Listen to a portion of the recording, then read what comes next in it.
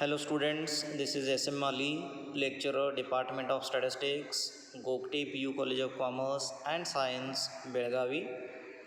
Welcome you all in my third lecture on index numbers. Today we have to study test for adequacy of index numbers. An index number is considered as more consistent if it satisfies the following test, that is unit test, time reversal test, factor reversal test and circular test. The first test is unit test. Unit test requires that the index number should be independent of the units in which price or quantities of various commodities are quoted. This test is satisfied by all index number formulae except the simple aggregative price index number formula. The second test is time reversal test, that is TRT.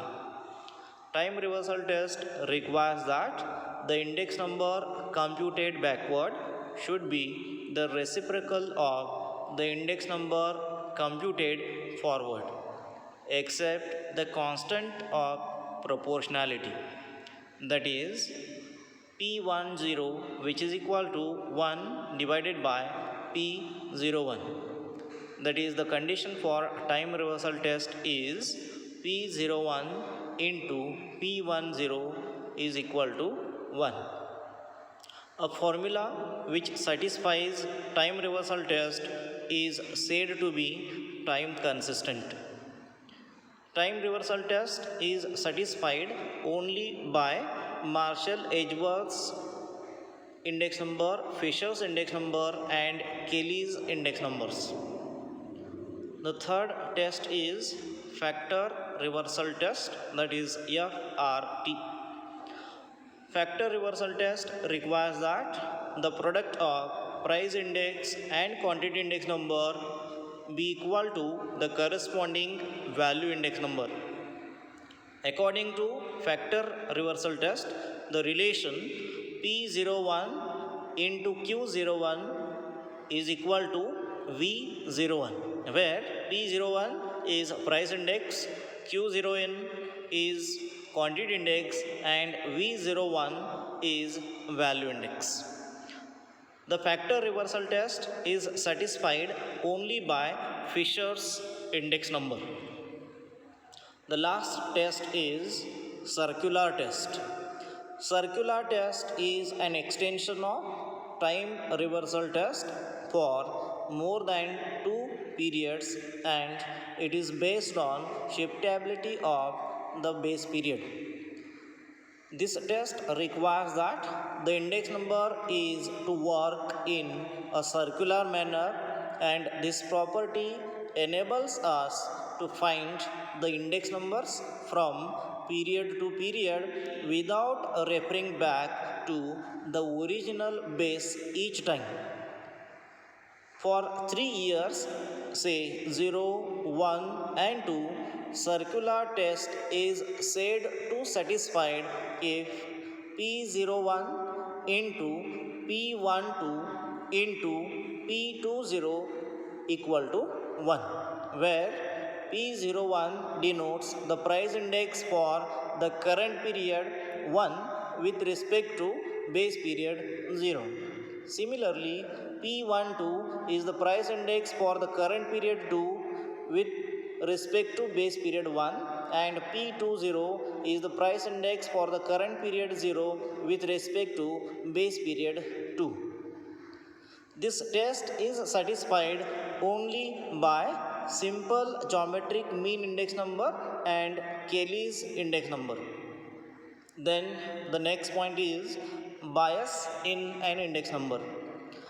Laspey's index, which is based on base year quantities, gives relatively more weightage for such commodities than needed, and consequently the numerator is relatively larger. Hence, Laspey's index is expected to have an upward bias. Similarly, Parse's index number, which uses the current year quantities as weights, is generally an underestimate. Therefore, Parse's index number shows an downward bias. However, Marshall Edwards index number, Dorbish-Bowley's index number, and Fisher's index numbers, which make use of both base year and current year quantities as weights. Therefore, these index numbers are free of bias. Then the next concept is consumer price index number, CPI, or cost of living index number, CLI. The definition of consumer price index is the index number of cost met by a specified class of consumers in buying a basket of goods and services are called consumer price index. Here, basket of goods and services means goods and services needed in day-to-day life of the specified class of consumers. Here, the specified class of consumers means group of consumers having almost identical pattern of consumption. Then utility or uses of consumer price index. The first point is cost of living index number is used to determine the purchasing power of money. The second point is it is commonly used in fixation of salary, dearness allowances, that is a DA, or grant of bonus to the employees. The third point is they are used by the government for the formulation of price policy, wage policy, and general economic policies. Fourth point is they are used for comparing changes in the cost of living of different classes of people. Next, they are used for depleting money or income. Here, depleting means converting money wage to the real wage. And the last point is cost of living index number is used widely in wage negotiations and wage contracts. The next point is steps in the construction of consumer price index number or the problems in the construction of consumer price index number. There are 4 steps in the construction of consumer price index numbers, that is defining purpose and scope, conducting family budget inquiry and selecting the weights, obtaining price quotations, and computing the index numbers. The first one, defining purpose and scope. The purpose of index number must be clearly defined. It is very essential to decide the class of people for whom the index number is to be constructed along with the geographical area. The second step is conducting family budget inquiry and selecting the weights. Here, some families are chosen at random and the money spent on various items or commodities are collected. Items are classified according to food, clothing, fuel, house rent, and miscellaneous. Here, the inquiry is conducted on a random basis during a period of economic stability. The third step is obtaining price quotations. Collection of a retail price is a very difficult task and they vary from place to place or shop to shop or even consumer to consumer. Thus, price quotations should be obtained from different localities and then it is averaged. These averages are made use in the construction of index numbers. The last step in the construction of consumer price index is computing the index numbers. There are two methods of computing consumer price index. They are aggregative expenditure method and family budget method. The first method is aggregative expenditure method. In this method, the base year quantities, that is Q0, for various commodities consumed by a particular class of people are taken as weights. Consumer price index number by aggregative expenditure method is CPI or CLI, which is equal to summation P1 Q0 divided by summation P0 Q0 into 100. Here, aggregative expenditure method formula and last year's price index number formula are the same. The second method is family budget method. Here, consumer price index is constructed by using weighted arithmetic mean of price relatives. The weights are the values of the items consumed in the base year. Therefore, consumer price index by family budget method is CPI equal to summation WP upon summation W, where W are the weights and P are the price relatives, that is P equal to P1 divided by P0 into 100.